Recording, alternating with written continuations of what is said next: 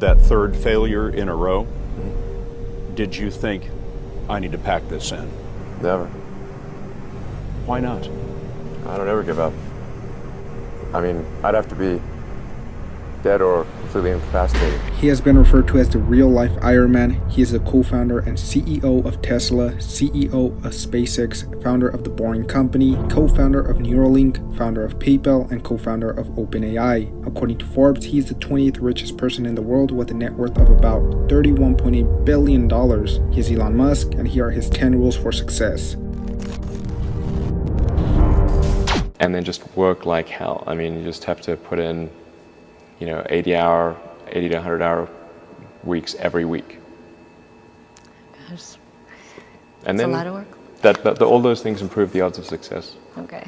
I mean, if other people are putting in 40-hour work weeks and you're putting in 100-hour work weeks, then even if you're doing the same thing, you know that in 1 year you will achieve what they achieve. You will achieve in 4 months what it takes them a year to achieve. Okay, I like your work ethic. So, all right. Thanks. Elon. You need to work, depending upon how well you want to do, and particularly if you're starting a company, you need to work super hard. So what does super hard mean? Well, when my brother and I were starting our first company, instead of getting an apartment, we just rented a small office and we slept on the couch. And we showered at the YMCA, and we're so hot up we had just one computer. So the website was up during the day, and I was coding at night, 7 days a week, all the time. And I sort of briefly had a girlfriend in that period, and in order to be with me, she had to sleep in the office. So work hard, like every waking hour. That's the thing I would say particularly if you're starting a company. And I mean, if you do simple math, say like, okay, if somebody else is working 50 hours and you're working 100, you'll get twice as much done in the course of a year as the other company. Have a high pain threshold. There's a friend of mine who's got a good saying, which is that starting a company is like eating glass and staring into the abyss. Okay, that's generally what happens, because when you first start a company, there's lots of optimism and things are great, and then so happiness at first is high. Then you encounter all sorts of issues, and happiness will steadily decline, and then you'll go through a whole world of hurt. And then eventually, if you succeed, and in most cases you will not succeed, and Tesla almost didn't succeed, came very close to failure. Then if you succeed, then after a long time, you will finally get back to happiness. People want to be more like you. Really? And for the fate of humankind, I think it would be great to have more Elon Musks. So what do we need to do to become more like Elon?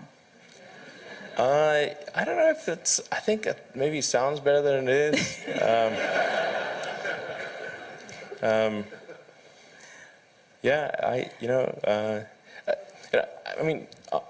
Honestly, like there's a friend of mine who's got a great saying about creating a company, which is trying to build a company and have it succeed is like eating glass and staring into the abyss. So, I mean, what tends to happen is it's sort of quite exciting for the first several months of starting a company, and then reality sets in. Things don't go as well as planned. Customers aren't signing up. The technology or the product isn't working as well as you thought. And then that can sometimes be compounded by a recession, and it can be very, very painful for several years. So I think, frankly, starting a company, I would advise people to have a high pain tolerance. People do not think critically enough. I mean, critical thinking is a skill in short supply, where people take too many things they assume too many things to be true without sufficient basis in that belief. It's very important that people closely analyze what is supposed to be true and try to build up try to say, let's analyze things from first principles, not by analogy or not by convention. If you assume things are true by convention, which is actually what most people do, then it's difficult to gain insight into how things can be bettered. So, in any argument or any sort of train of thinking, you want to make sure that the underlying premises are valid and applicable, and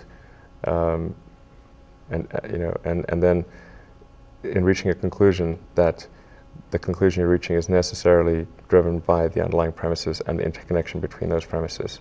That may seem like a really simple thing to say, but most people don't do that. So it's really the foundation of rational thought. If somebody is doing something that is useful to the rest of society, I think that's a good thing. Like, it doesn't have to change the world. Like, if you're doing something that has high value to people, and frankly, even if it's like just a little game, or some improvement in photo sharing or something, if it has a small amount of good for a large number of people, I think that's fine. Like, stuff doesn't need to change the world just to be good. People tend to overweight risk on a personal level. It's one thing if you've got, a mortgage to pay and kids to support, and that if you were to deviate from your job, how are you going to feed your family and pay the rent? And okay, that's understandable. But let's say you're young and you're just coming out of college or coming out of high school or whatever. What do you risk? You're not going to starve. I mean, right. It's really certainly not in any kind of modern economy. It's so easy to earn enough money just to live somewhere and eat food. You could, very easy to do. So I don't know what are they afraid of? They're mostly afraid of failure, I think, but people should be less risk averse when there's not much at risk. You've got to make sure that whatever you're doing is a great product or service. It has to be really great. And I go back to what I was saying earlier, where if you're a new company, unless it's like some new industry or new market if it's an untapped market, then you have more ability to.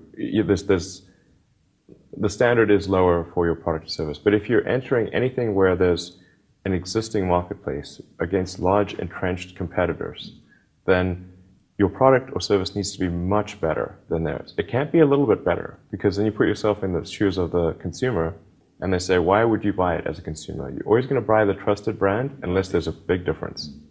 So a lot of times, entrepreneur will come up with something which is only slightly better. And it can't just be slightly better. It's got to be a lot better. If you're creating a company or if you're joining a company, the most important thing is to attract great people. So either join a group that's amazing, that you really respect, or if you're building a company, you've got to gather great people. All a company is a group of people that have gathered together to create a product or service. And so depending upon how talented and hardworking that group is, and the degree to which they are focused cohesively in a good direction, that will determine the success of the company. So do everything you can to gather great people if you're creating a company. Constantly seek criticism. Yeah.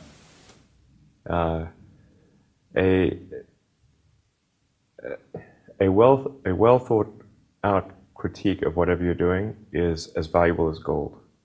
And you should seek that from everyone you can, but particularly your friends. Usually your friends know what's wrong, but they don't want to tell you because they don't want to hurt you. So lift you up, sort of your.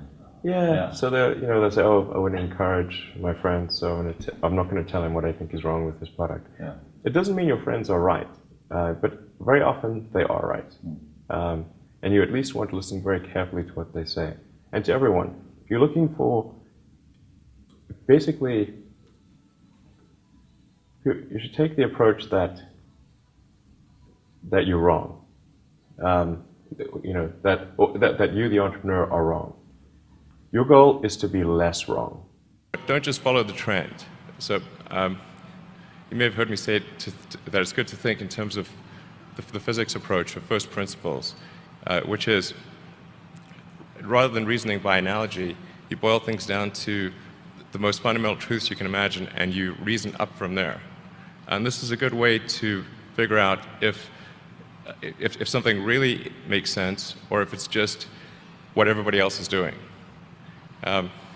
It's hard to think that way. You can't think that way about everything. It takes a lot of effort. But if you're trying to do something new, it's the best way to think. And that framework was developed by physicists to figure out counterintuitive things like quantum mechanics. So it's really a powerful method. People who've been in the rocketry business for decades, who say about you that you don't know what you don't know. Well, I suppose that's true of anyone. How can anyone know what they don't know? But when critics say you can't do this, your answer to them is... We've done it. You know, there are American heroes who don't like this idea. Neil Armstrong, Gene Cernan have both testified against commercial spaceflight in the way that you're developing it, and I wonder what you think of that. I was very sad to see that, because those guys are, those guys are heroes of mine, so it's really tough. I wish they would come and visit and see the hardware that we're doing here. And I think that would change their mind. They inspired you to do this, didn't they? Yes. And to see them casting stones in your direction. It's difficult. Did you expect them to cheer you on? So they're hoping they would. What are you trying to prove to them? What I'm trying to do is to make a significant difference in spaceflight and help make spaceflight accessible to almost anyone. And I would hope for as much support in that direction as we can receive.